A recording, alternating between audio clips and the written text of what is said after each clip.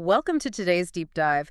We are jumping into a really fascinating and honestly, pretty heavily misunderstood area of human biology today. Yeah, totally misunderstood. Right, we're looking at female sexual health, specifically things like female sexual dysfunction, which you'll hear called FSD, and the genitourinary syndrome of menopause. Right, which is a mouthful, but we'll break it down. Exactly.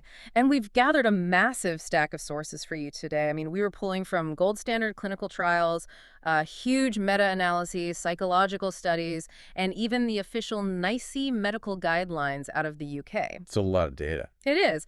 But our mission with all this is actually to answer a very specific, maybe somewhat controversial question. Can female sexual function scores improve for reasons that are like completely unrelated to physical changes? Right, like unrelated to vaginal laxity or atrophy. Exactly, because it's a question that really challenges a lot of modern medical marketing. Oh, absolutely. And the data we're going to walk through today reveals that the answer is not only yes, but that non-physical factors might actually be driving the vast majority of what we consider to be, healing. Yeah. So to set the stage for you, think about how our brains naturally default to troubleshooting our bodies. It's almost identical to how we troubleshoot our electronics. Right. Like when your laptop starts running slowly or a web page takes, I don't know, 3 minutes to load, what's the very first thing you blame? Blame the hardware. Exactly. You think the physical machine is broken. You assume, like, I don't have enough RAM or the processor's old and you need to go buy a new physical part to fix it. But if you take that laptop to an IT professional, they rarely even open the case. Yeah, they don't touch the physical hardware at all. No, they just run a software update. Or they, force quit a bunch of background applications that were quietly draining your battery. And suddenly, the machine runs perfectly. Right. The hardware was totally fine all along. The glitch was in the software. And when you look at the pamphlets in a wellness clinic today, or the targeted ads you get online for female sexual dysfunction, they're overwhelmingly pushing hardware fixes. Always. High-tech, really expensive hardware fixes. We're talking about CO2 lasers, radio frequency wands to tighten and rejuvenate tissue, or prescription creams to fix hormonal laxity. Yeah, it's all pitched as a structural physical body problem. But based on this stack of research we have today, we are going to look at how upgrading your mental software, meaning your expectations, your emotional processing, and your environment, might actually be doing the heavy lifting. But before we can really understand how the software fixes the glitch, we have to look at how the medical community actually defines the glitch in the first place. Right, because you can't just claim a laser or a pill improved a woman's sexual function if you don't have a reliable ruler to measure that function, you know? Exactly. And I always wonder about that with these trials. Like, how do you objectively measure something as subjective as sexual satisfaction or arousal? Yeah, is there like a blood test for desire? There isn't. I mean, in the world of clinical trials, the absolute gold standard ruler is a diagnostic tool called the Female Sexual Function Index, or the FSFI. The SSFI, okay. Yeah, it was developed back in 2000, and virtually every major study on FSD relies on it. There's a 19-question survey where a woman basically self-reports on her sexual experiences over the prior 4 weeks. And what exactly are they grading with those 19 questions? So the survey breaks sexual function down into 6 distinct domains. You've got desire, arousal, lubrication, orgasm, satisfaction, and pain. Got it. Then the researchers take those answers, run them through a specific scoring algorithm, and generate a total score. And that score can range from a low of 2 to a high of 36. Okay, so just like getting a grade on a test, there's a pass-fail line, right? Yes, there's a clinically validated cutoff. A total score of 26.55 or below basically indicates that a woman is experiencing sexual dysfunction. Yeah. So if a pharmaceutical company is testing a new drug or a clinic is testing a new radiofrequency laser, their entire goal is to bump a woman's score from below 26.55 to above it. That is how they prove their product actually works. I want to pause right there, actually, because as I was reading through our notes on the FSFI, I noticed a massive mathematical flaw in how this test is sometimes graded. Oh, the zero score issue. Yes, and it fundamentally changes how you view these so-called miracle cures. It's a really critical flaw, and it all comes down to statistical noise. On 15 of those 19 questions, there's an option to select 0. Right. And a woman is instructed to select 0 if she has had no sexual activity over the past 4 weeks. Which, on its face makes logical sense. If you're single or your partner is traveling or you just haven't attempted intimacy in a month, you can't realistically rate your level of lubrication or pain during sex. You just check 0. Right, the logic makes sense, Hmm. but the math becomes catastrophic if the researchers aren't careful. Well, if a study's authors don't deliberately exclude those 0 answers, like if they don't treat them as missing data, the algorithm factors those zeros into the final sum. Oh, wow. Yeah, so this artificially drags the woman's total score plummeting down below that 26.55 threshold. Wait, are you seriously telling me that a woman who is completely physically healthy with 0 physiological issues, but who simply hasn't had a date in 4 weeks, gets categorized as having severe sexual dysfunction by the algorithm? That is exactly what happens in poorly designed analyses.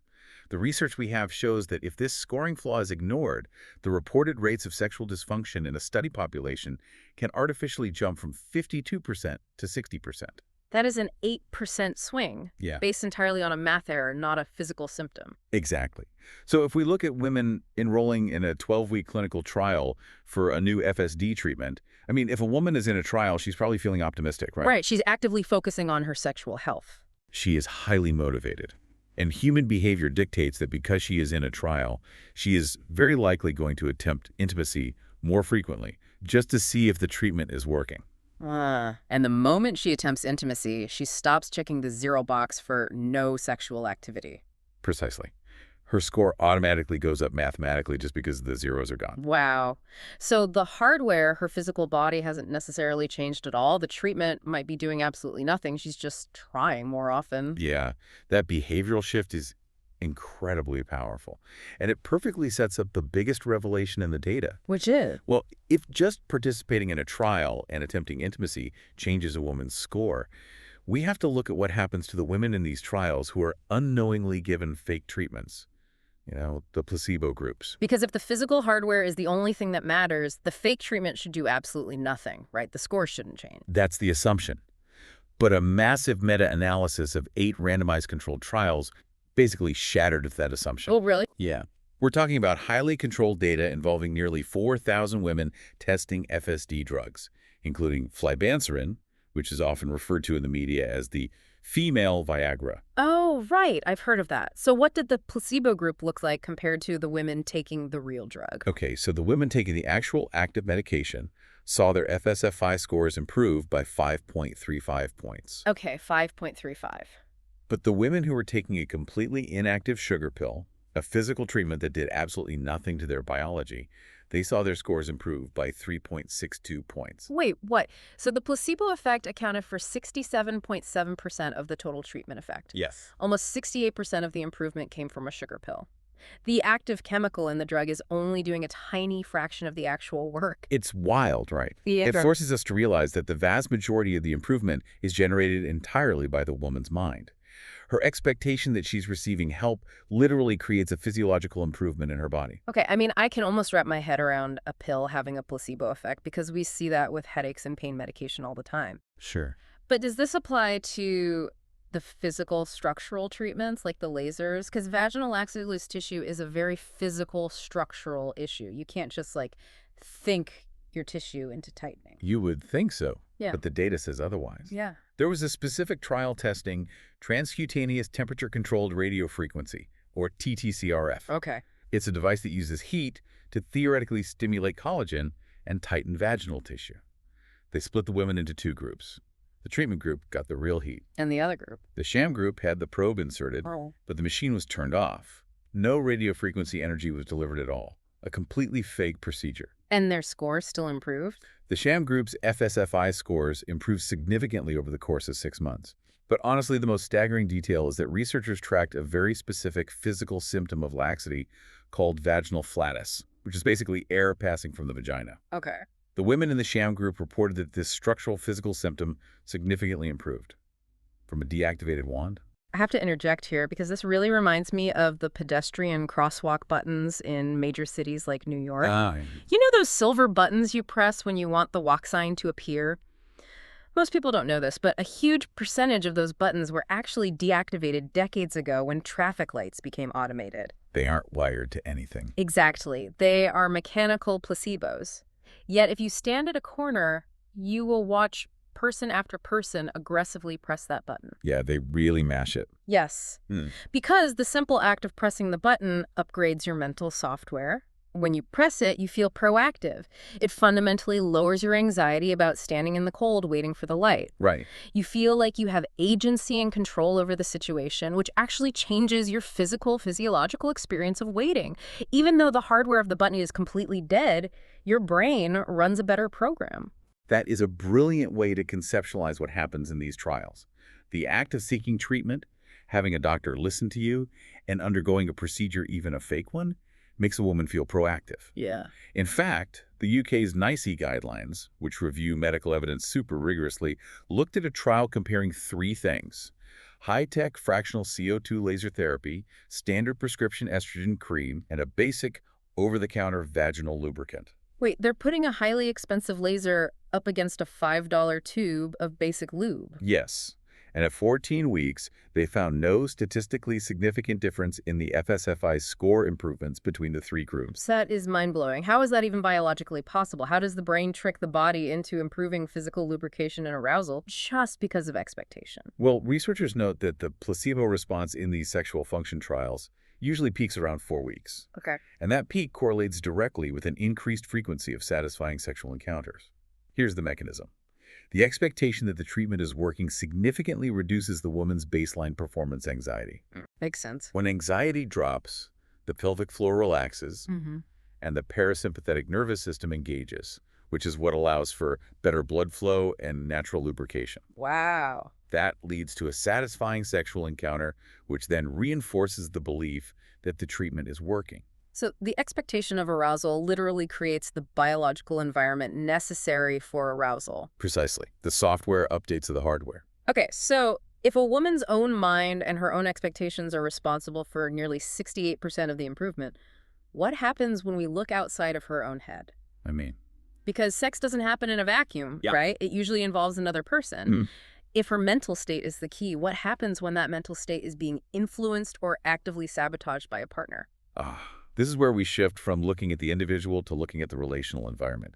There's a deeply revealing study out of Makkah City in Saudi Arabia that looked at a large population of married women. Okay. They found an 84.6% prevalence of female sexual dysfunction in this group, based on their FSFI scores. Which is incredibly high. And I know the study looked at physical factors like obesity, which did show a strong link to FSD, especially regarding lubrication and orgasm. True. But the physical factors seemed like a footnote compared to the external partner-related factors. The partner data completely overshadowed the individual physical data. In the group of women who were diagnosed with FSD, 40.9% of their husbands also suffered from sexual dysfunction. Oh, wow. Compare that to the women with normal sexual function, where only 5.9% of their husbands had dysfunction. I want to make sure I'm understanding the weight of that. The woman is the one taking the FSFI survey. She is the one being given a medical diagnosis of a dysfunction, Yeah. but her score is intimately tied to her husband's physical inability to perform. Yes. And it wasn't just his physical capability, it was his emotional behavior too. Really? Yeah, the study found a massive correlation between FSD and psychological distress caused by the partner. For example, in the dysfunction group, 33.8% of the women had husbands who actively made negative weight-related comments or requested they lose weight. Ugh. In the normal group, that number was less than half. So a husband criticizing a woman's body effectively destroys her physical ability to become aroused. Why is the female body wired to shut down like that? To understand that, we really have to look at Basson's circular model of sexual response. Basson's model. Yeah, historically, medicine relied on a linear model of sex, which was largely based on male physiology. Mm-hmm. You experience spontaneous desire, which leads to physical arousal, which leads to orgasm. Right. It works like a hunger reflex. You see a sandwich, want to eat the sandwich. Very straightforward, Yeah. very hardware-based. But Dr. Rosemary Basson proposed a circular responsive model that is much more accurate for many women. How does that work? In her model, spontaneous desire isn't always the starting point. Instead, a woman might start from a place of sexual neutrality. She needs emotional intimacy, a feeling of safety, and a sense of connection to be willing to engage. Okay, so the emotional part has to come first. Exactly. Mm. Once that emotional connection is established, then physical stimulation can trigger biological arousal. It's like going to a dinner party when you aren't really hungry. You show up neutral, but the environment is warm, your friends are laughing, you smell the garlic roasting in the kitchen, someone pours you a glass of wine, and suddenly your mouth is watering and you are starving. That is a perfect analogy. The environment created the physical hunger. Right. The emotional environment is the prerequisite for the physiological response. Biologically, physical arousal requires vasocongestion, which is increased blood flow to the genitals. Okay. That process is governed by the parasympathetic nervous system, which only activates when we feel safe and relaxed. If a partner makes a critical comment about a woman's weight, it triggers the sympathetic nervous system, the fight-or-flight response. The fire alarm goes off. Exactly. The psychological distress acts as a biological kill switch. The body literally shuts down vasocongestion because the environment is perceived as hostile. You cannot digest a meal, and you cannot experience sexual arousal while running from a predator. This brings up a really thorny question.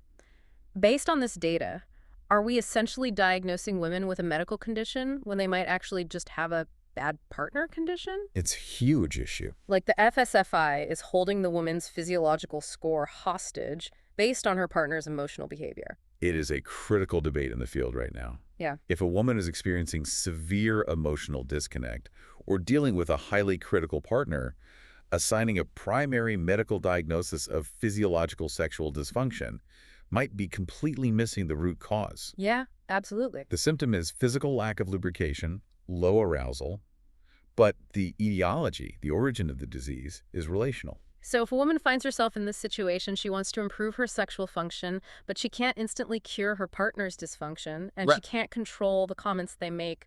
What is the non-physical driver she can control? Right? How does she fix it? How does she update her own software to protect her hardware? The research points to a very specific psychological skill, emotion regulation, and the communication bridge it allows you to build. There is a very recent 2024 study in our stack that investigated this, actually. Emotion regulation is essentially your ability to recognize what you are feeling, accept it, and manage your physiological response to that emotion without being overwhelmed by it. Yeah. And the study found that poor emotion regulation directly leads to poor sexual communication. And crucially, that poor sexual communication acts as the primary mediator for poorer sexual functioning. The psychologists in this study break this communication down into two vital pathways, the instrumental pathway and the expressive pathway. Hold on, instrumental pathway sounds like something out of a high school band class. What does that actually look like for a couple sitting on the edge of their bed? The instrumental pathway is purely practical. It's the ability to vocalize your specific physical needs. Like directions. Exactly. It's telling your partner, I need more pressure here, or this pace is painful, we need to slow down. If you cannot communicate those instrumental needs, you are not going to receive the physical stimulation required for the hardware to work. You won't reach orgasm. That makes sense. If you don't ask for the specific thing you need, you don't get it. And what about the expressive pathway? The expressive pathway is about emotional vulnerability. It's the ability to openly disclose your fears, your insecurities, or your deeper desires to your partner. As we saw with Basson's model, sharing those vulnerabilities increases emotional closeness. That closeness tells your nervous system that you are safe, which lowers baseline anxiety, which finally allows the physical vasocongestion to occur. Let me bring back the food analogy for a second. Go for it. If you are sitting in a Michelin star restaurant and the food is perfect, like the physical elements of the meal are flawless, but the building's fire alarm is blaring, you are dysregulated. Yes. You physically cannot taste the food or enjoy the experience because your nervous system is in a state of panic. You cannot relax and enjoy the meal until you use your words, communicate with the waitstaff, and have someone turn off the alarm. That is precisely what is happening inside the nervous system. If a woman cannot regulate her emotions enough to communicate her needs, whether instrumental or expressive, the alarm keeps blaring. Right. The parasympathetic nervous system remains blocked, and the physical arousal cannot happen.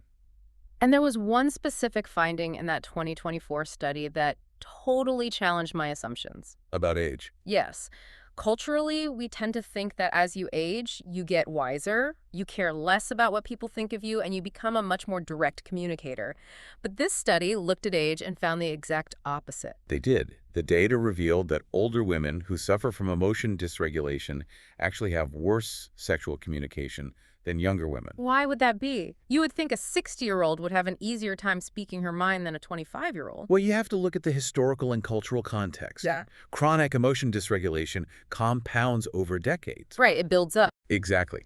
If you have spent 30 or 40 years unable to process or communicate your feelings in your marriage, you do not magically develop that skill set just by entering menopause. That's a good point. Furthermore, older generations often carry much heavier traditionalist views or cultural shames surrounding sex. Admitting to sexual pain or demanding sexual pleasure was heavily stigmatized. Wow. This paints such a vivid and frankly heartbreaking picture of the medical system. You have an older woman going through menopause, and she finally goes to her doctor to complain of painful sex or low desire. What does the doctor do? They look at the hardware, they see a drop in estrogen, they see vaginal atrophy, and they prescribe an expensive laser treatment or a hormone cream. And, to be fair to the physicians, the medical guidelines do support local estrogen for genitourinary symptoms. It can offer localized physical relief to the tissue. But if that same woman has spent 30 years unable to communicate her needs to her husband, and she has poor emotion regulation that keeps her nervous system in a constant state of low-grade anxiety, that laser is not going to fix the core issue. No, it won't. The fire alarm is still blaring in the restaurant. Her software is crashing the system before the hardware even gets a chance to boot up.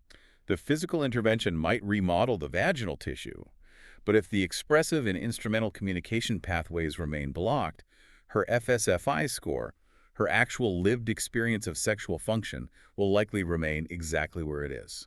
Which brings us full circle on our mission today. We started this deep dive looking at high-tech lasers, radio frequency probes, and physical laxity. We wanted to know if the hardware was the only thing driving the car. Right. But the data unequivocally proves that the software, the staggering power of the placebo effect, the relational environment created by a partner, and the psychological ability to emotionally regulate and communicate can radically improve clinical sexual function scores without changing the physical tissue at all. It completely shifts the paradigm of how we should view both diagnosis and treatment. And I think it leaves us with a truly provocative thought to consider. Lay it on us. If nearly two-thirds of the improvement we see in sexual dysfunction trials is generated by the placebo effect, and if a woman's physical score relies so heavily on her emotional environment and her ability to communicate, could the future of treating physical sexual dysfunction look completely different? What do you mean by different? What if the first-line medical intervention for FSD wasn't an expensive surgery or a laser or a daily pill? What if doctors began prescribing structured intimacy exercises or couples communication training before they ever touch the physical body? Oh, wow. If expectation and safe communication literally alter blood flow and tissue response? What if the most potent, most effective medication we have in modern medicine is actually just a safe space to talk?